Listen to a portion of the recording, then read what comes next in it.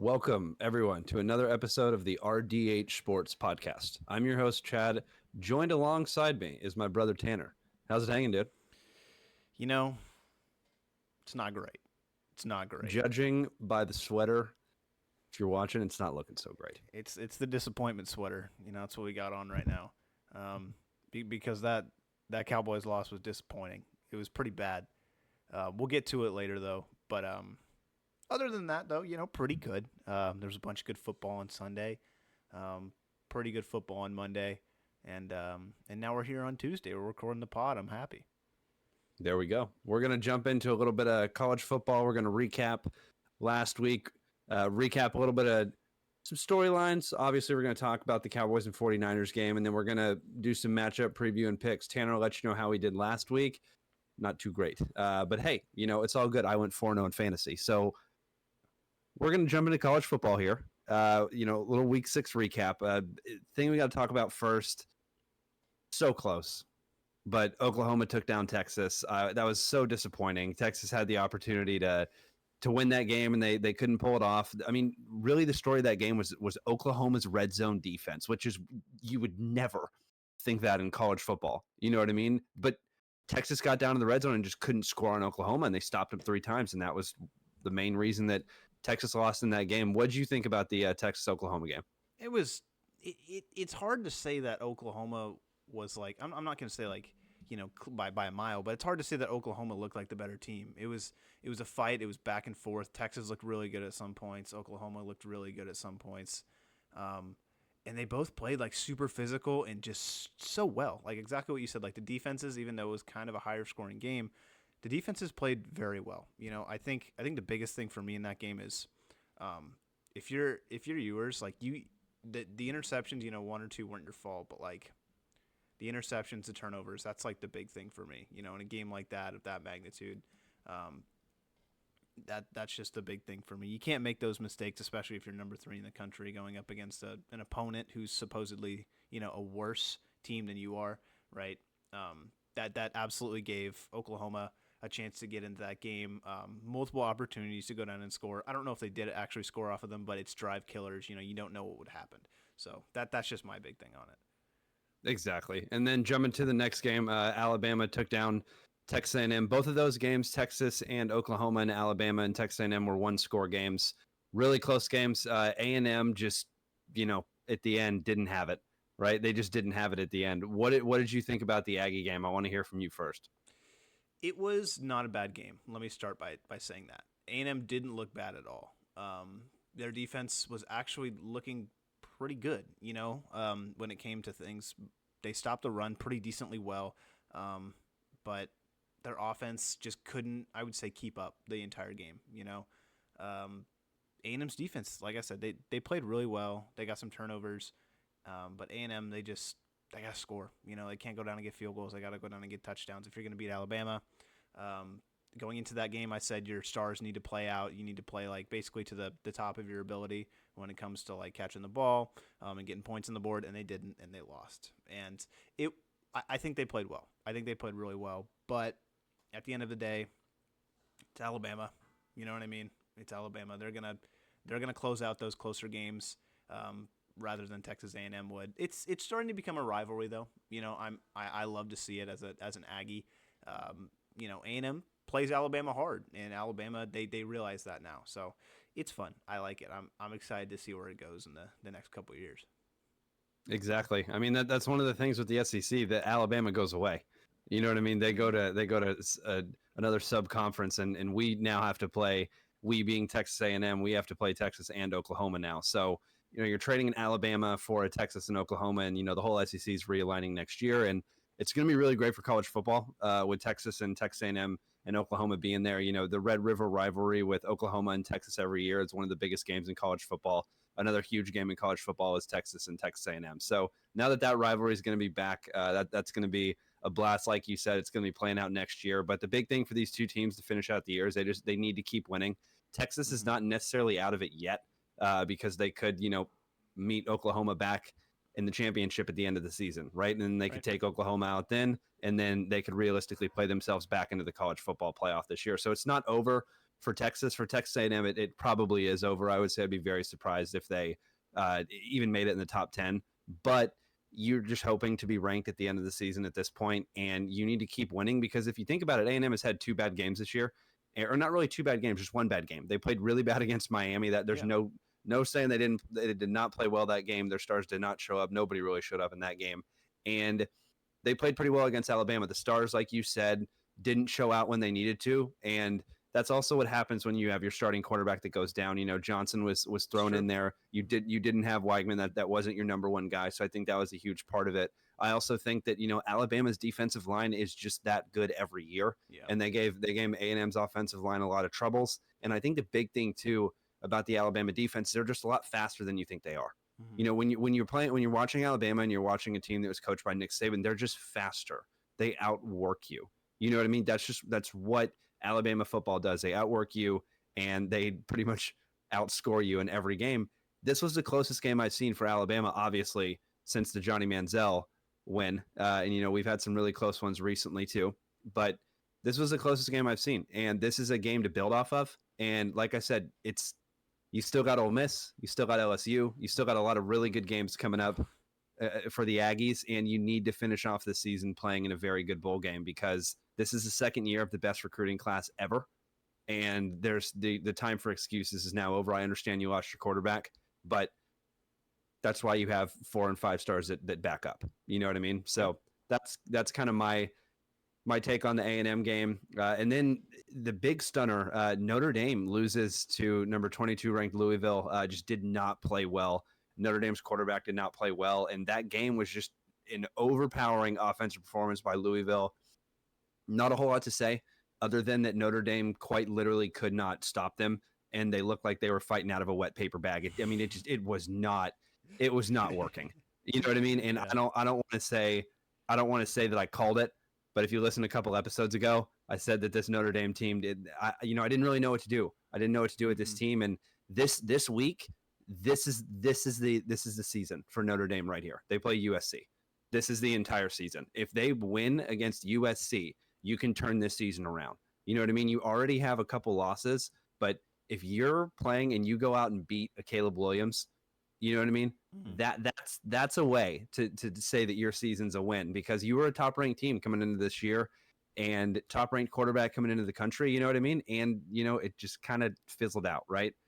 Anything on that game, or did you not catch that one? I mean, it's just I think the big thing is just next week, you know what I mean? I completely agree with you. That 100% can turn your season around. You get a good bowl game after that, and your season ends in a very, very high fashion. You're gonna be amped after that, especially beating USC. Exactly. And then speaking of USC, triple overtime, one heck of a 2-point conversion walk off by Caleb Williams. This was his first struggle of the year. This was really the main one I wanted to dive in on these. He did not necessarily play that well. Stat line I saw was 14 for 24 with a touchdown. He had some rushing touchdowns and everything, but he did not necessarily play up to the Heisman potential that he has played the whole season.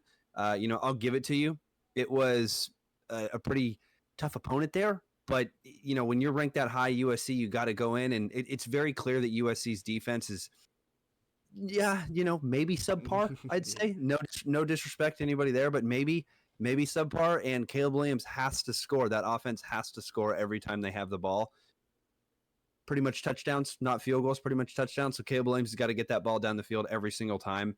And that's kind of what you saw this game, right? It was 28-28 by the end of the game, and then 42, 40 or 42-38 at the end of it, right? And when you have a USC team that goes down and goes into these triple overtime games, you want to see that early in the season. You want to see struggle. You want to see how this quarterback plays. This was one of the greatest, not comebacks, but one of the really good walk-off plays. Caleb Williams had no business getting that 2-point conversion to walk off. He had absolutely no business doing that. In the NFL, I'm not sure he makes that play, but he might. You know what I mean? Because that's why everybody's talking about him going number 1. And he's showing you exactly why, with not necessarily the best game, he still finds ways to win. And that's a box that a lot of quarterbacks can't check, right? And he can check that box along with all of the others. So USC survives again. And, hey, Caleb Williams is still in the Heisman race. Maybe not number 1 now, but still there. Yeah. Absolutely. I mean, 100%, just like you said, he finds ways to win even when he's not playing at his best. And that was shown apparently in overtime. He turned it on. He's like, all right, this is the time that we need to go out and we need to do something, because Arizona, they weren't backing down. They played a really good game. You watch them through that game, and the offense actually was like, dang, this is pretty good. Every time you thought that they were out, they would come back in it, and then they would make a play, and then bam, touchdown. It's like, dang, they're playing well. You turn it into overtime, and Caleb Williams just takes over, and that's exactly what you want to see. That's what it's just what you want to see. Like, that's maturity. He's evolving throughout a game. He's like, all right, it's go time. Doesn't matter what happened before. The score is basically 0-0. Let's go out and win this thing. Exactly. And he goes out there and wins the thing exactly like you said. Yep. Jumping to a little bit of NFL now, a little bit of week 5. We're going to go into it right off the bat. Cowboys versus the 49ers. They did not show up, them being the Cowboys. Not even close. Dak threw 3 interceptions. And if you listen to last week's pod, the main point was that Dallas had to score every time they had the ball. If it wasn't a touchdown, it had to be a field goal. And they only scored once. Touchdown and then got a field goal, right? So it was not a good game by the offense, mainly being Dak Prescott. You knew going into this game that the 49ers were going to shut down the run. You knew that Tony Pollard was going to be taken out of this game. I would have liked to see Tony Pollard rise above that. He did not. To be fair, he didn't really get the ball that often because Dallas tried running it early on and realized very quickly that they were not going anywhere against an offensive line. So what did the Niners do? They dropped more back into coverage. And what happened? 3 interceptions. Yeah. And that was just the offensive side of the ball. CeeDee Lamb, he had a really, really good play in the second half. I think it was 40 something yards, 30, 40 yards completion. Another catch. Other than that, not a whole lot, right? You need your stars to show up in games like this. The 49ers are arguably the best team in the NFC. It's them and the Eagles right now. You don't know. Me, I'm taking the 49ers just based on this year of play. And they got a guy by the name of Brock Purdy who's just on fire right now. But the defense hit on all cylinders for the 49ers. The offense hit on all cylinders for the 49ers. And there's so many things that we can go into this game. But what did you think about the game overall?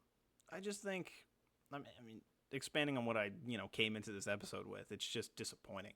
That it's hard to blame the defense. You know what I mean? Because they played pretty decently in the beginning of the game. They held them to a couple punts. I think they went down and scored a touchdown, and it's like Kittle had 3 touchdowns, and it's like whatever. But the defense in the beginning of the game, they played pretty well. But at a point, they kind of gave up because the offense wasn't really doing anything, and the defense was on the field all the time. Like, I looked down at the clock, and it was like 2, 3, 4 minutes left to go in the second quarter, and I was like, man, this looks like they're in the fourth quarter. This defense looks gassed, dude. Like, they don't look good at all. They just look like they're slow. They look like they're getting outpaced. And it's because they're on the field constantly, because the offense has gone like 3 and out almost every other drive, So Exactly. 100%. It's just you can't do that in a game of that caliber, especially not the Dallas Cowboys on Sunday Night Football against the 49ers. Like, it's just disappointing. That's just the only word I have for it. I think when it comes to the offense, maybe the ideas were there, maybe that it would have worked in some way, but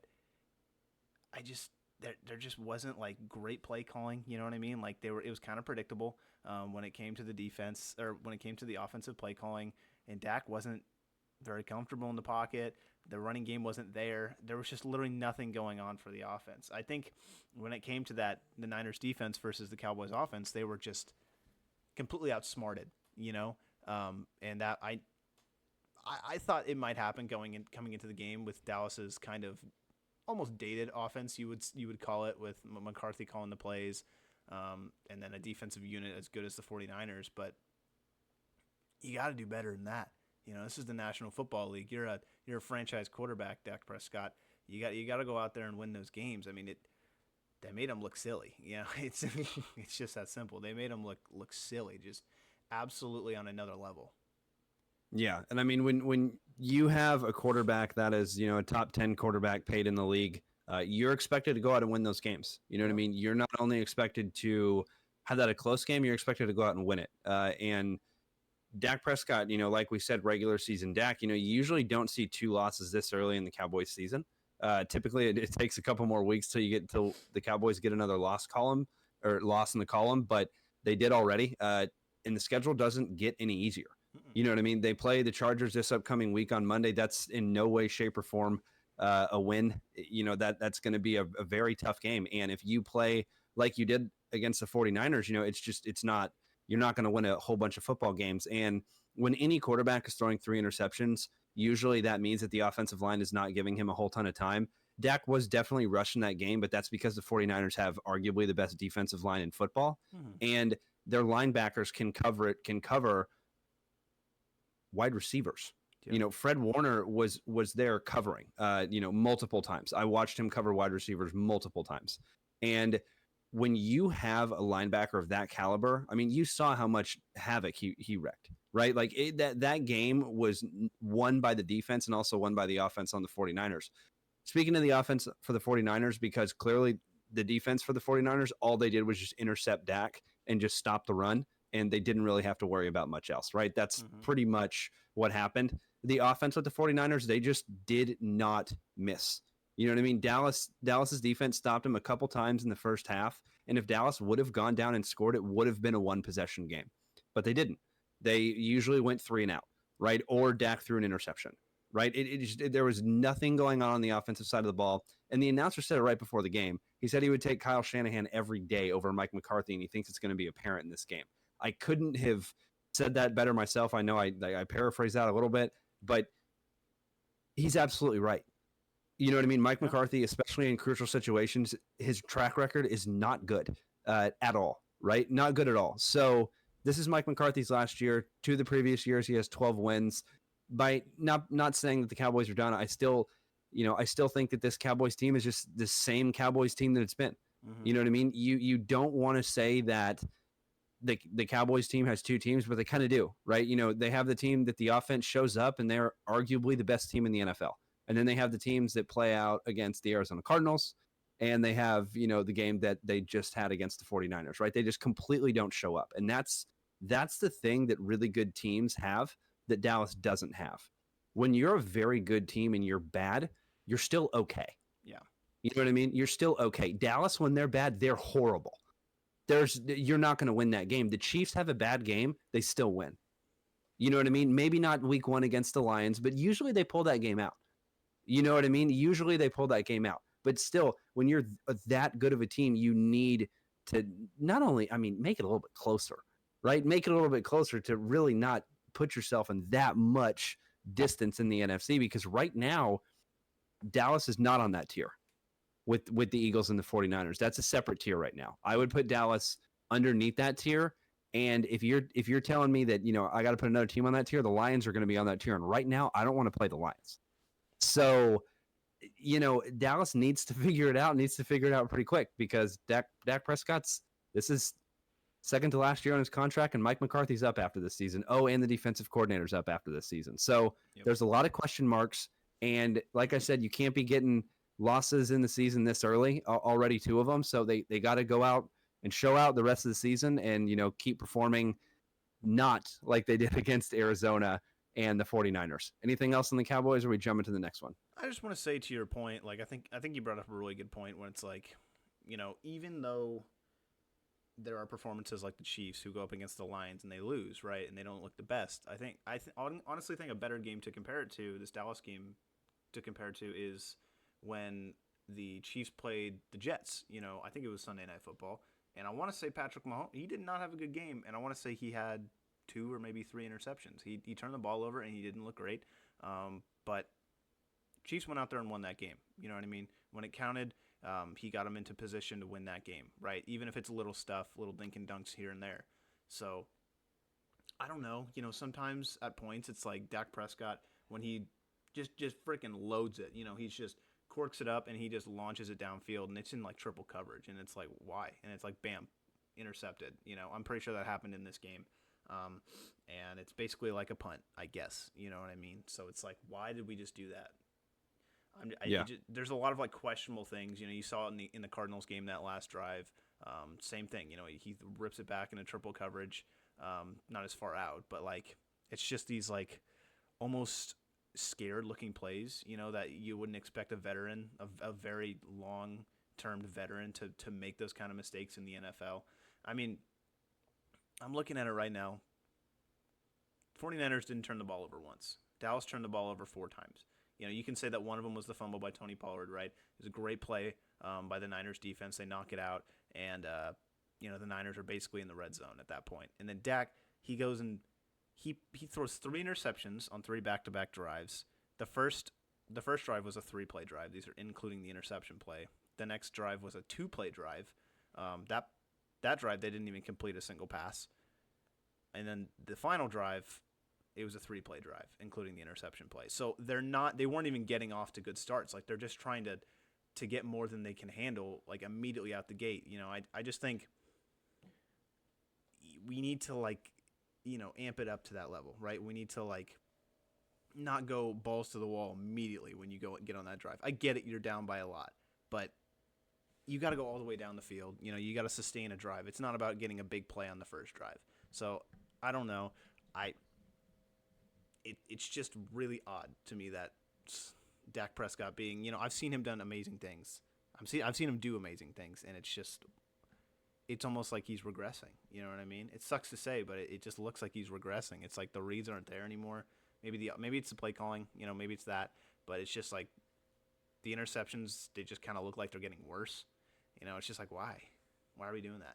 So yeah, I don't know. I mean, it brings up questions, right? Like, like I said, you have this year and one more year on Dak Prescott's contract. You have Trey Lance. You'll be able to pick up the 5th-year option when it's essentially Dak's last year. So you got a lot of options at this point right now. I'm not necessarily saying go to Trey already. I still think Dak Prescott easily gives you the best chance to win the game over Trey Lance at this point. I'm still going to say that because Trey Lance hasn't shown me otherwise.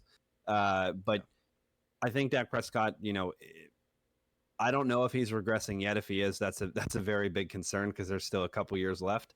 You know what I mean? And this is really the year, if not this year, then next year for the Cowboys right now, just because you're not going to have a quarterback realistically after those years unless you're going to go to Trey Lance or trade for somebody or draft for somebody. And Dak Prescott does give you the best chance to win these games, but when you go out and lose games that bad, it's really hard to defend the quarterback. And when you lose the game quite literally because of the play of the quarterback, that's, it's hard to defend. So he needs to step it up. Like I said 2 years ago on the podcast, I hated when he signed the contract because now he has to make it extremely far in the playoffs. And if he doesn't, it's a failure. And I don't know if he's going to make it very far in the playoffs if he keeps playing like this. You can't have games like this. I guess I'm happy it's early in the season. I guess I'm happy because going into the game, it was like 1 interception and Dak was playing a lot better in terms of turnovers. Mm-hmm. But there goes the turnover numbers right there. Boom, 1 game, so it just jumps right back up. So a lot has to get fixed. Agreed on the play calling. It does seem a bit outdated. Mike McCarthy, once again, doesn't have the best track record. If you don't believe me, go back and watch when Aaron Rodgers and him played. Watch how many times Aaron Rodgers checks the play and changes it at the line of scrimmage. Just watch. Pretty much every single drive he does it, if not every other play, Aaron Rodgers will check to another play. So you didn't see a whole ton of that. And the last thing I'll say about the Cowboys is the play of CeeDee Lamb. This is one of those games when you play a team like the 49ers, when you play a team like the Eagles, when you play a team even like the Chargers next week, like that's a very good defense. That's an extremely good defense. And you need to perform against those good defenses because that's who you're going to be playing in the playoffs. And like I said, aside from a couple catches, now Dak couldn't hit anything. So I don't know if I can really go at CeeDee Lamb for the performance. But once again, a little bit lackluster. He was covered the whole game. He was covered. Absolutely. He was covered and he was getting double and triple teamed. But at the same time, if he's going to be a top 10 paid wide receiver, if probably top 5, you have to go out there and create separation, and it doesn't matter who you're playing against. Mm-hmm. You know what I mean? It doesn't matter. You have to continue to go out there and do that. And the wide receivers weren't really open for Dak, and Dak was trying to force a lot of plays, right? But hey, we'll see what happens next week against the Chargers. Jump into the Bears, Bears. They get their first win of the season against the Commanders. Did not see that play coming from Justin Fields. Wow. Wow. That was a game. That was a game, Was it a game? and Was it a game? for the Bears, it was. True. It was a big game for the Bears. What did you think about that game? I mean, Justin Fields and DJ Moore looked number one and number two in that point. I think it's a great segue into this because I think, honestly, I'm still going back to the Cowboys a little bit. You saw it last year with Kellen Moore. You know, they got their playmakers the ball in space early, and that's exactly what the Bears did on Thursday night. They got DJ Moore the ball in space early, and you saw what happened. I mean, the dude went for 3 touchdowns. I don't even know how many yards. They got the ball to their playmaker. Again, you saw it also with the Bengals with Jamar Chase, but we'll get there. You know, it's all about getting your good players the ball. And they traded for this guy in the offseason.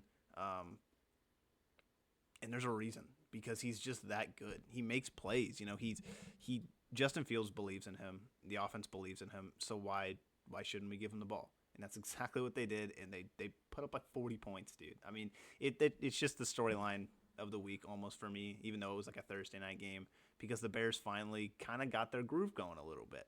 So I'm honestly really happy for him because that's what that offense could look like, you know, punching at full cylinders. Like they're a good offense, you know, when they play to their strengths, and their strengths are DJ Moore, so keep giving them the ball.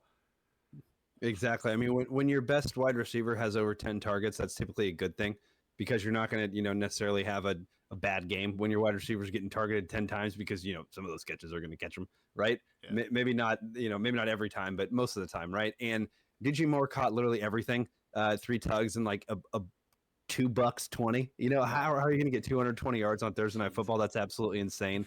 And 3 touchdowns, nonetheless. Justin Fields threw some great passes that game. I'm not going to take it away from him. He also threw some crazy contested catches from DJ Moore that quite literally could have been an interception. And DJ Moore was just playing out of his mind, was almost like stepping on people somehow in the air. He looked like he had another level than everybody else did. He was jumping higher than everybody. Probably got tested right after that game. You know what I mean? They probably came to him and was like, "Hey, here's the cup." You know what I mean? Like you have to test them after the 220-yard performance. But exactly what you said, you have to give the ball to your playmakers. And when you trade to get a new number 1 wide receiver, why would you not give them the ball? And another unsung hero that a lot of people aren't talking about is Cole Kmet, the tight end that came out of Notre Dame a couple years ago. He's always been Justin Fields' safety blanket. And when you have a quarterback like Justin Fields who has the ability to run like he does, arguably top 2 in the league in terms of rushing quarterbacks, and you have a safety blanket like Cole Kmet and then a guy like DJ Moore who you can literally throw the ball to. You know who DJ Moore looked like? He looked like Des Bryant. He literally looked like Des Bryant. True. He wasn't creating a ton of separation on his routes, but he was literally just jumping up and getting it every single time. You knew the ball was going to him in the red zone. He caught it. You knew the ball was going to him. It's not like Justin Fields looked left, looked right. He looked left the entire time and threw it left, and DJ Moore got it. You know what I mean? Yeah. It was just one of those games where everything was going well for the Chicago Bears, and they finally got their first win of the season. And Washington's not a bad defense. No. And, that's pretty good for you to go put up 40 teams on any team, let alone that good of a defense. And, 20 points against the Bears, that's not the greatest. So that's something that could be improved upon. But, hey, like you said, check the box, first win of the season, and it did look like they have their groove. And let's see how much more they continue to give the ball to DJ Moore, because over the past 2 games, that's what they've done. Yeah. And it's worked, right? They're competitive, right? Exactly. And, maybe they didn't win the previous week with DJ Moore, but at least they gave him the ball. And, he's happy, and you need that guy to be hitting on all cylinders because you see what happens on Thursday Night Football, right? 220 once again. Yeah. Before we go on, I think on the other side of the ball too, you have to really commend Chicago's defense because they didn't look great all season, and they went out there and they brought it to the Washington offense. Like Sam Howell was under duress the entire night. You could see it, and he was just not making good throws. So he was getting the ball to his players. Don't get me wrong, but like he was under duress like the entire time. He would have to make these acrobatic throws out of the pocket, and he just didn't have any time at all. And you haven't seen that from this Bears defense all season. So it's really refreshing. I thought Sam Howell was pretty good, but maybe the Bears are his kryptonite. Maybe. And another team that may be kryptonite, the Jaguars beat the Bills in London. The Bills.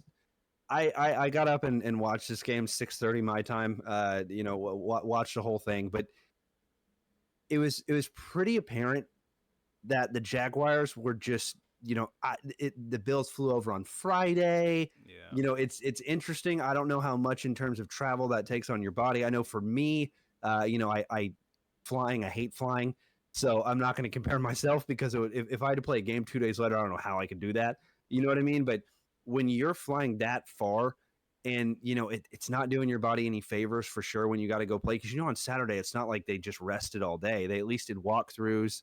You know what I mean? Those guys are active, right? And so you could clearly see when that game was going on, the Jaguars looked just better conditioned. Mm-hmm. And it's like I don't know about that, right? Because I watched the Bills the previous week with Josh Allen go out and get 4 first quarter touchdowns, right? So, I don't think it was a better conditioned team. I just think that the Jaguars, they didn't like the previous week.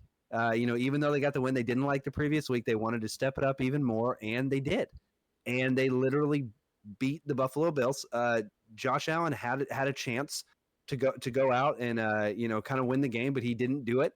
You thought that he was going to. Once again, the Bills always go down there and do it, but they didn't. You got to give the biggest shout out to, obviously ETN, and Trevor Lawrence played a really good game. But the Jaguars defense, if you hold Buffalo to a 20 piece or under, that's a great game. Oh, That is a great game, and that's exactly what they did. So, props to the Jaguars. Picked that one wrong when Tanner and I did the pick'ems, but that's how close that division is. You know what I mean? And that's the thing with the Jaguars. When the Jaguars didn't even necessarily play that great of a game, and they beat the Buffalo Bills. That's what I'm saying. The ceiling of that team is so high. Everybody on that team, in terms of production, the last couple of years, is just getting better and better and better. And when you see Trevor Lawrence, struggle throughout the game, but they still get the win. They just give the ball to their running back with ETN and really feed the rock to Calvin Ridley. Mm-hmm. You know what I mean? That's what they did this game. And Christian Kirk was there open and took some receptions as well. So really great performance by the Jaguars overall. They're coming back from London. They're going to be back in the States playing stateside. But hey, they did pretty well in London. And I would have to say, if any team's going to move there, it's going to be them. Dude, honestly, I'm for the London Jaguars. Like, that would be kind of sick. Like, teams just fly over to play them and they just lose because they just can't. No, I mean, seriously, though, like, I think the jet lag was 100% an issue for the Buffalo Bills. You can't say it wasn't. I mean, they looked like one of the best teams in the NFL the previous week, and then they go over there and they kind of lay an egg. The stats won't show the entire story because I think I turned that game on with 10 minutes left in the game, and I think I saw 4 touchdowns, and I was like, what? Josh Allen, I think he rips like 2. I think the Jags go and get 2, and it's like, wow, that was unexpected, but 100%. I think Travis Etienne, you saw exactly what he can do, what he did all of last year. He went out and he just dominated. He took over that game. I pulled up the stats: 2 touchdowns, 136 yards on 26 carries. It's just absolutely ridiculous. Trevor Lawrence rushed a bunch of times too. Like, he had 7 rushes for 31 yards, which is awesome. You love to see it happening. He's moving the chains. He's getting those yards in clutch situations. So honestly, I think that's a big win for the Jags. I think it's going to give them a boost to their confidence, tenfold. And like I said last week, you got to give the ball to Calvin Ridley, and you got to start playing to your strengths, and that's exactly what they did. Calvin Ridley goes for over 100 yards, and they win the game, and they look really, really good doing it. Now, on the other side, I don't know how big of an impact Tre'Davious White's absence was, especially with Calvin Ridley getting that money receiving yards. That's their number 1 corner. Yeah, like you said last week, I remember when they lost him previously, the defense looked like it almost changed overnight. So you kind of saw that again. The Jags put up 25 points. Like, they kind of destroyed them. Mainly it was in the run game, but corners do help in the run game too. Like, it was a big miss, especially with going over to London. I think it was kind of like the perfect storm almost for the Bills to lose that game. But I don't know, man. Josh Allen, he like turned it on in the last 10 minutes of the game. I was like, what the heck, dude? You're gonna sell me in fantasy this week. What's going on here? And then he puts up 35, and I'm like, oh, Never mind.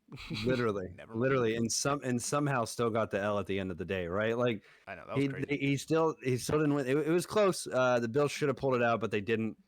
Jumping to the big performances. We already hit on one with DJ Moore. Going to hit on the next one.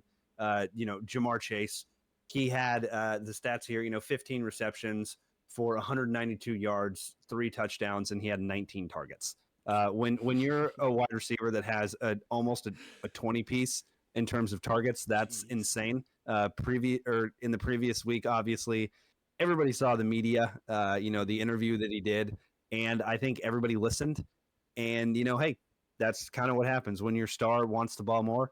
You give them the ball more. And the Bengals were another team that this week looked like they hit their stride. They had already gotten a win previously, but they started to look like they hit their stride, and that's because Joe Burrow's calf did not look like it was hindered in any way, shape, or form in that game, because he had a run that he should not have had on a hurt calf, and he was throwing the rock really cleanly to Jamar Chase. So big performance in Jamar Chase.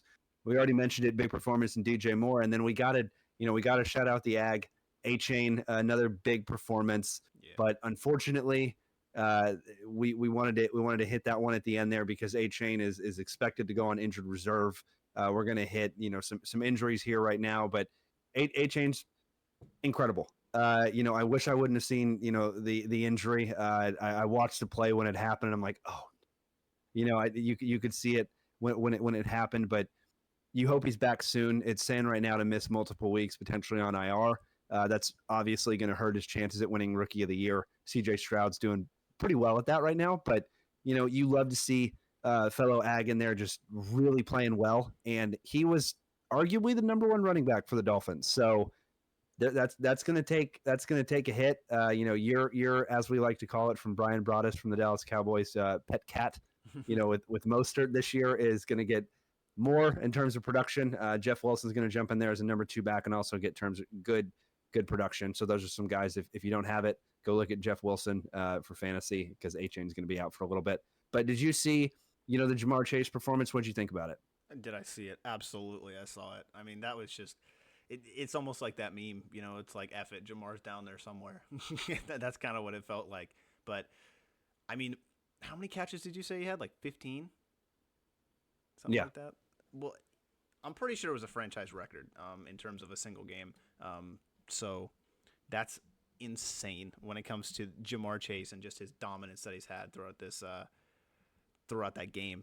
But I don't know, man. I'm starting to think, if Jamar keeps doing what he's doing throughout his career, I mean, he's going to be like the greatest Bengals receiver of all time. I mean, and it's not really going to be close, right? It's going to be close, though, because you got Ocho Cinco. Yeah, but Jamar's breaking rookie records. He's breaking franchise That's records. True.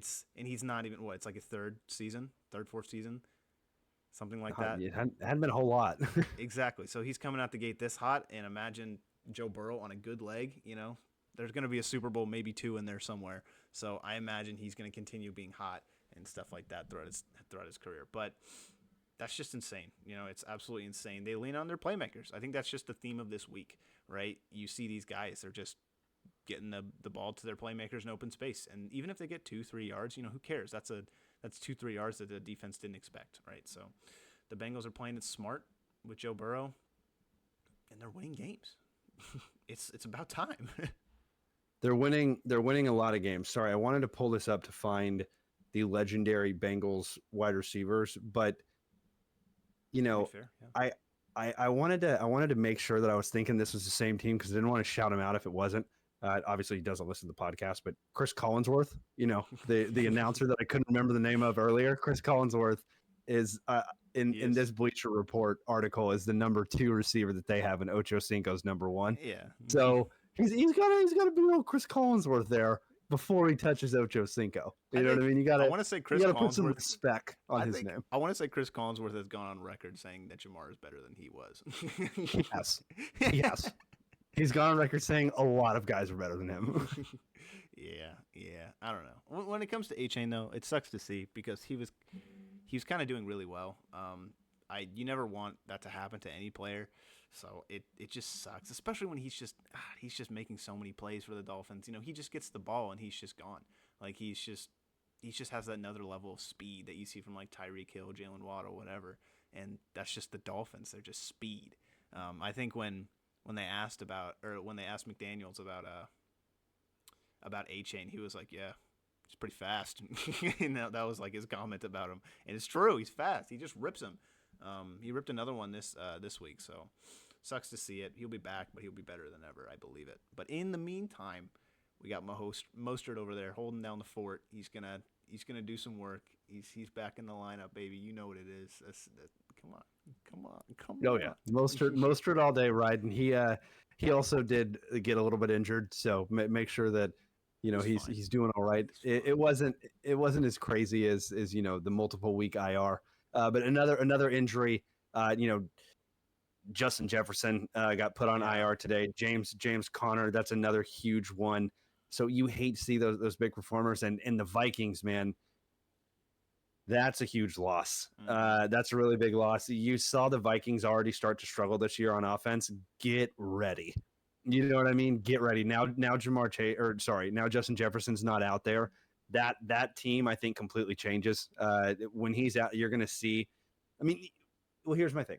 They got a really good wide receiver by the name of Addison out of USC, and he has been arguably one of the best rookie wide receivers this year. So they're really going to lean on him. And then if you have tight end, TJ Hawkinson, he is going to explode in terms of production, and he's arguably been the number 2 tight end this year, aside from when Kittle had his great performance last game. So Hawkinson is a big target now, and Kirk's going to always throws to his tight ends, and he's definitely going to continue to throw to Hawkinson, could definitely continue to throw to Addison, and probably run the ball a little bit more with Madison and Akers that they traded for. So it's probably going to be a little bit more running that I would have to say than passing, and really try to get that run game going, and then try to spread the ball out a little bit. But Justin Jefferson, I mean, that's one of the best receivers, if not the best receiver in the league. Yep. And you hate to see guys like that go down. Yeah, it sucks. It really sucks because I really like their offensive scheme too. Just the way that they can have the ability to get their receivers open, especially Justin Jefferson, who is like double teamed every single play. But it's going to be a big knock for the Vikings, not going to lie. They're already not off to a great start in the season, and losing Justin Jefferson is not what you want to see, especially going into that division that's looking, at least the top is looking pretty good, and the Bears are starting to get their stride. So, like, it's a really bad time to lose him. Obviously, you can't control what happens, but I don't know. I mean, do you think they're going to be as powerful as they were? Do you think they're going to win more games, less games? I mean, it's hard to win less. They won like one of the last 4. But I don't know. I mean, what do you think is going to happen with this Vikings team over the course of Justin Jefferson's injury? I mean, there's already reports saying they're not rushing for him to come back. Typically, when you see reports like that, it's almost kind of like the season's not necessarily lost, but really close to being lost. You know what I mean? Yeah. So I think right now, as a Vikings fan, you're really hoping these next couple weeks you go out there and get some wins, because if you start to string up these losses like they're doing, I don't think that the Vikings are a playoff team. But that's also saying that Justin Jefferson is out for 4 weeks, and they lose all 4 of those weeks, and they're like, maybe he doesn't come back yet. Sit him for like 2 or 3 more weeks. So at that point, it's like 6 to 7 weeks he's out. If they drop 4 in a row, that's hard for any team to come back, let alone a team that lost their number 1 wide receiver who's now hurt, and you don't know when he's going to come back realistically. So yeah, I think that this team is, I mean, we already talked about it previously. Like you brought up the point, how big is Dalvin Cook? One of us brought that up. How big is Dalvin Cook? Pretty big. We see the answer, right? In the Jet, exactly. And the Jets right now are not giving him the rock as much because they have a kid by the name of Breece Hall who's dominating. Yeah. You know what I mean? That's another performance that was dominating that we didn't list this week, but we shouted it out just now. And when you have that good of a team or that good of a running back, you're not going to go ahead and put Dalvin Cook in the game. But they have the Vikings have Madison, and now they have Cam Akers. So it's like you don't know what's going to happen. Madison has had a very disappointing season. Cam Akers never really got it off the ground to begin with. Mm-hmm. So we'll see if he can here. He wasn't in the game too much last week. So I don't really know what's going on with the Vikings. To be honest, I'm glad I'm not a Vikings fan this year because it's not necessarily been the best year, even when they were fully healthy. Yeah. I mean, I pulled up the Vikings schedule for the next 4 games. They play Chicago, and they're both 1-4, by the way. So it's a winnable game. They could absolutely win that. That's in their division, and they know Justin Fields. Then they play San Fran, which is an L. L. Then they play Green Bay, which is potentially a win because Green Bay did not Yeah. look good last night. And then they play Atlanta, and then that's 4 games.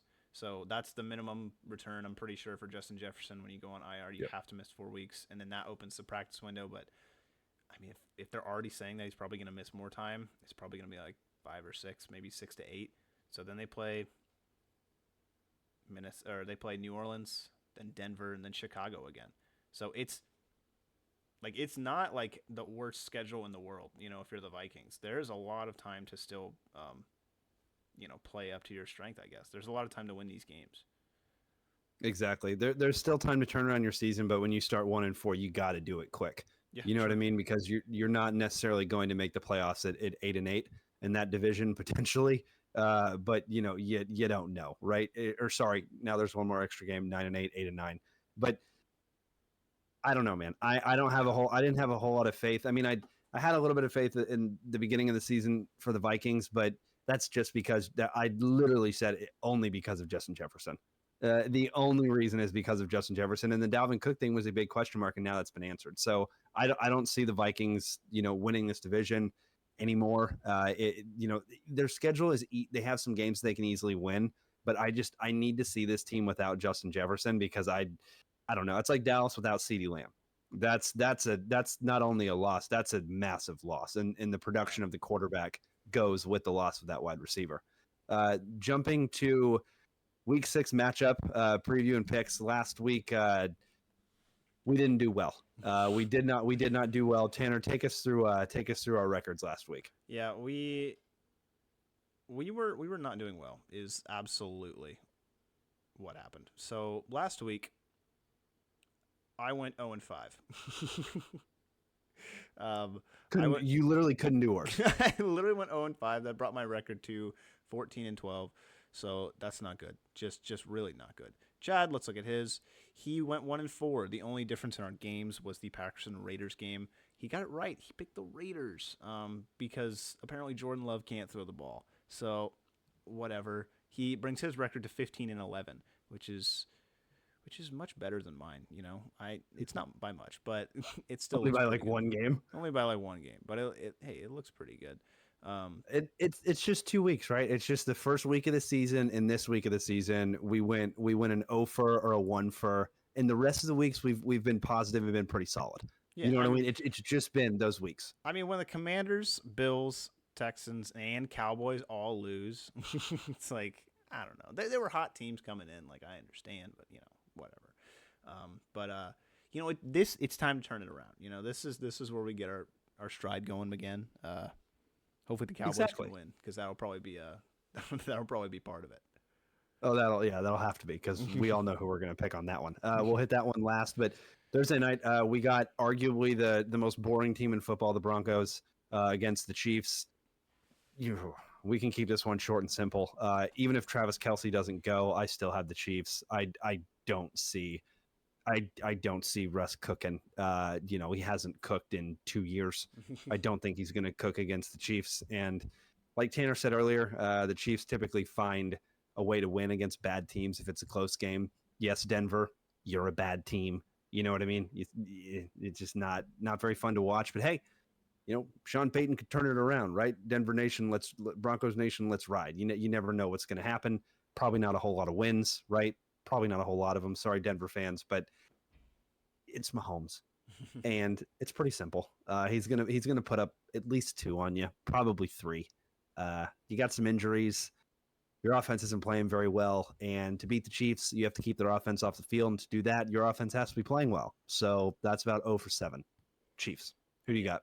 Chiefs. I mean, I was saying like coming into this past week, Russell Wilson actually looked pretty good when he was on offense and he was putting up points. That ended this past week. Let me tell you what. I mean, I saw a bad performance. Absolutely. I mean, he lost the game. He fumbled the ball at the end of the game. Lost it. He lost it. Basically by himself. So wow, not only is the kitchen retired, I mean, it might be burned down at this point. The cooking, there's no cooking. We're not cooking. In fact, we're burning a lot of stuff. But yeah, give me the Chiefs. It's not hard. Absolutely. Chiefs Nation, let's ride. Um, Sunday morning, we got the Ravens versus the Titans. This is a hard game. I'm going to go to you first because I'm going to pick whoever you don't pick. Oh, why would you do that, man? Because I threw it to you first. I'm the host. That's what I get to do. That's true. You do get to do that. It's really hard because I think Lamar. We didn't even talk about the Steelers beating the Ravens, but Lamar is silently having a pretty good season, except for last week. But I don't know. It's hard to say that that Lamar likes to play well against the Steelers because he doesn't. Because that's just a division matchup. The Steelers know how to game plan against them, and you saw it. Granted, a lot of Lamar's receivers were doing what Lamar's receivers like to do and drop the ball, but I don't know. I'm gonna go. It's a London game too. That sucks. You know what? I mean, let's make it fun. Let's go to Titans.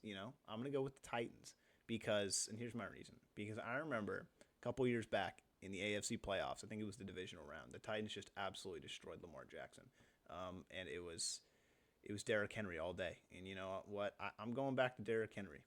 I'm going to do it. He played real well last week, too. He played extremely well last week. They literally just gave the ball to him, and that's how they won. So if they continue to do that, they can eat. You know what I mean? The Titans can eat. The Baltimore Ravens defense hasn't been playing as well as you wanted them to, right? They haven't been playing as well as like the Pittsburgh Steelers. When you watch that game, it was definitely back and forth, but you have a player that is, Lamar Jackson versus a player like Kenny Pickett.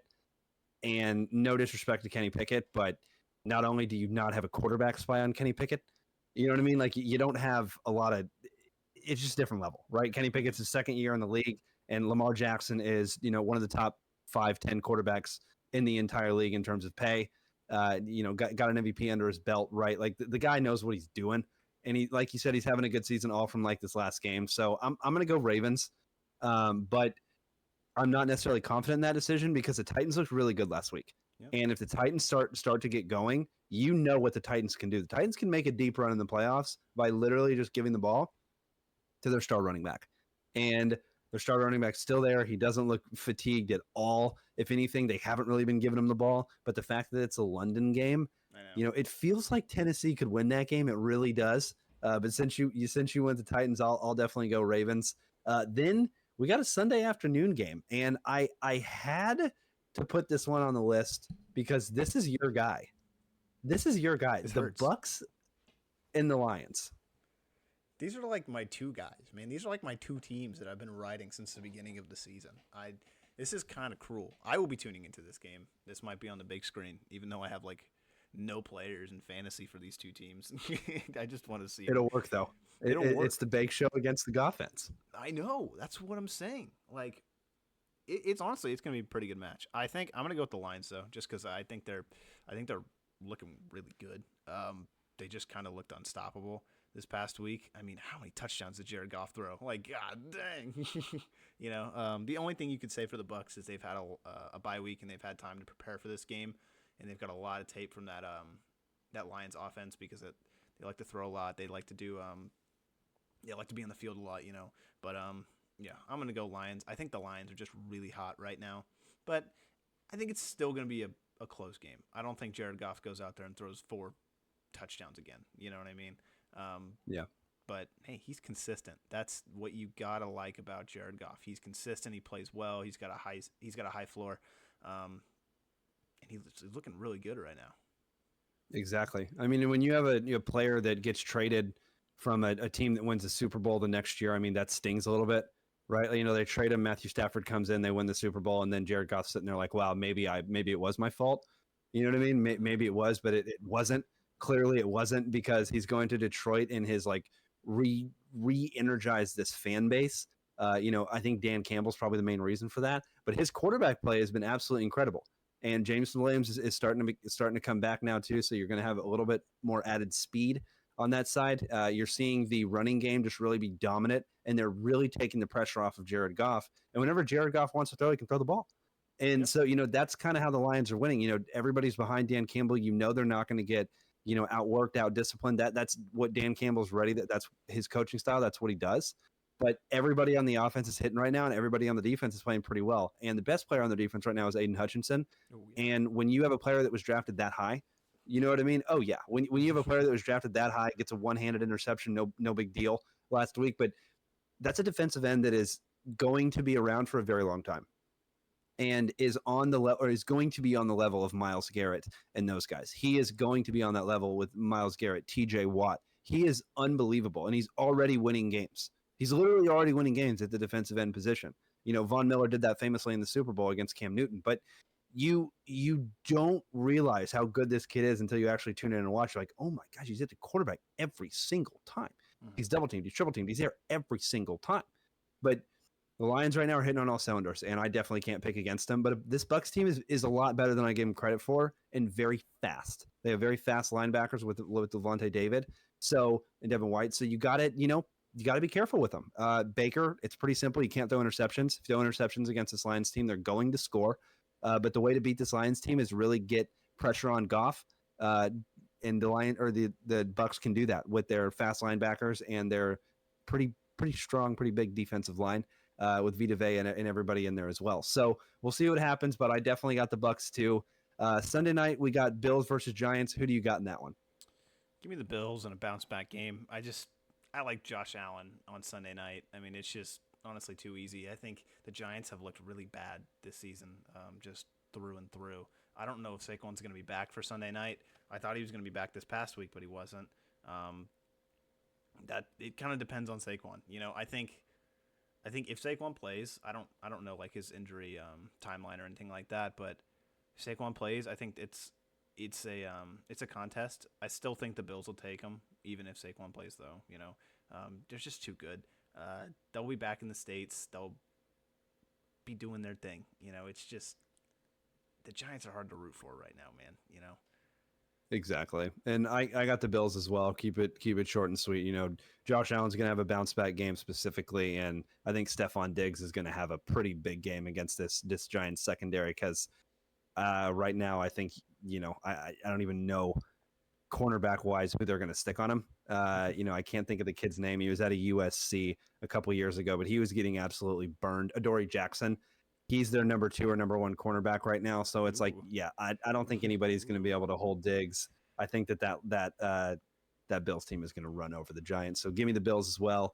And then Monday night, the Cowboys versus the Chargers. The Chargers need a win, and the Cowboys can't afford a loss right now. So it's two teams that are going to really be going at it. Typically, if you listen to the pod week over week, when Dak Prescott has a bad game, you notice we'll really always go for the Cowboys, and that's pretty much what happens when Dak has a bad game. He usually has a pretty good bounce back game.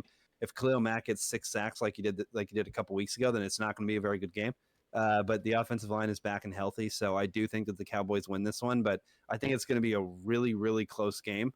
And I think that Dak Prescott is going to have to show up, but I don't necessarily think this Chargers defense can shut down the run, even though they have the outside pressure. So you're going to have to run the ball up the middle a little bit more than you would like to with the Dallas Cowboys. But at the same time, you'll see a little bit more extra tight ends coming in with the Cowboys because you're going to have to chip Khalil Mack and you're going to have to chip Bosa on the outside. So we'll see what happens. But I do think that the Cowboys are going to win this one against the Chargers. If they don't, then it's going to be a really, really big story in the media. You know what I mean? It's going to be really, really big. The Eagles already have a 2-game lead on the Dallas Cowboys for the NFC East. You can argue that Cowboys could knock that 2-game lead because they play them twice a year. Me personally, I have the Cowboys and the Eagles splitting. So realistically, I think that the Eagles have a 1-game lead on the Dallas Cowboys, and you cannot give them another reason to get a 3-game lead. So I got the Cowboys this week. Who do you got? Cowboys versus Chargers. I mean, it's hard because when you look at how the Chargers defense specifically has played over the past couple games, it's like, yeah, sure, Khalil Mack had that six sack game, but that's really all they've done. The early storyline in the season was that their defense wasn't getting it done. We talked about it, even though they've got a lot of big names on that defense. So I'm thinking the Cowboys offense will finally get a little bit of momentum going against this defense because they just have a lot of playmakers, and I think they're going to start getting the playmakers the ball. I think they're going to get CeeDee Lamb the ball early on, and that's that's a recipe for success if you're Dallas, because when CeeDee Lamb has space, he's going to make more space. So give me Dallas. I think the defense is going to play well. I remember them playing against LA not too long ago, a couple seasons ago, and they actually won that game, but it was a close game. So I don't know. I think a big storyline going into that too is Kellen Moore, because he is on that offensive staff now. So he might know how to exploit the Cowboys defense in some ways. So watch for an offensive explosion in terms of the Chargers. Hopefully the Dallas can keep up with them. Last week they couldn't keep up with the Niners, but the Niners defense probably is a lot more talented than the Chargers defense. So I like the Cowboys still. I think Dak has a much better game, and I agree with you. I think they get starting. I think they get going on the run game. I think Tony Pollard has a big bounce back game, and I think they're going to lean on him a bunch. Him and CeeDee Lamb are going to go off. Exactly. And that's all the preview and picks we got for this week. Any other football notes, Tanner? Or are we good to end this thing? I think we're good. All right. See you next week, folks. Bye-bye.